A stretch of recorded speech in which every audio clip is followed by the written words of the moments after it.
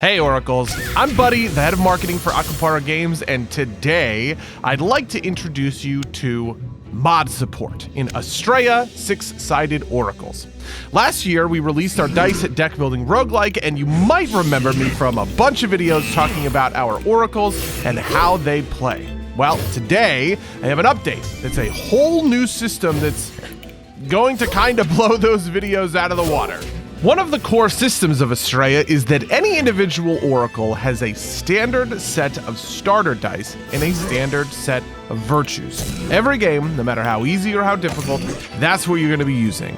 And obviously, you can luck into a cool, interesting build like Recycle Hevelius or Vendetta Solarius, but at the end of the day, that starting point is always the same. Solarius starts with a bunch of Shark Strike. Mooney always has Convert in her core virtue slot. But what if that wasn't the case? What if you could play Mooney with an entirely different set of virtues? What if you could play Solarius leaning into his wave-based build from your very first fight? What if instead of me announcing, hey, we're adding new virtue loadouts for some characters, I'm actually announcing, hey, you can make any virtue loadout for this character that you think is cool and fun to play. Because that's it. That's what I'm announcing. Today, mod support for Astrea goes live using the Steam Workshop. We've had a short beta period where modders from the Astrea Discord have already loaded in a bunch of cool new loadouts for all 6 Oracles, and it affects both their starting virtues and their starting dice.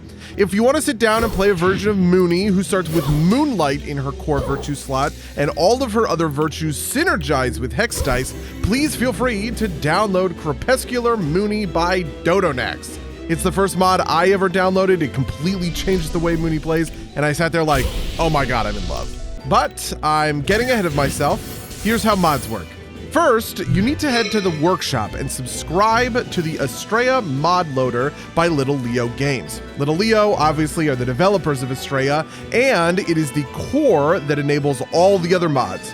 Then, you can subscribe to as many other mods as you like. Go nuts. Have a blast. When you're done, you can head into the game.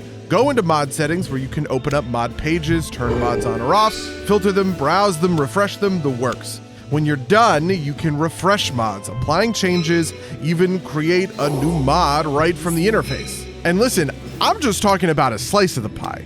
You can create mods for almost anything in Astrea.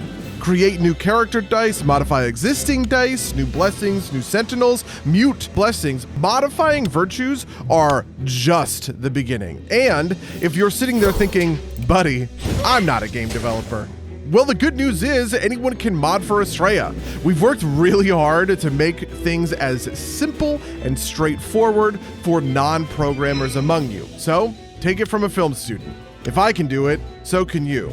And if you are looking for help, there's always folks on the AstreaWiki.gg mods page and in the Astrea Discord who'd be happy to. Anyway, that's about all the time I have for today's modding deep dive.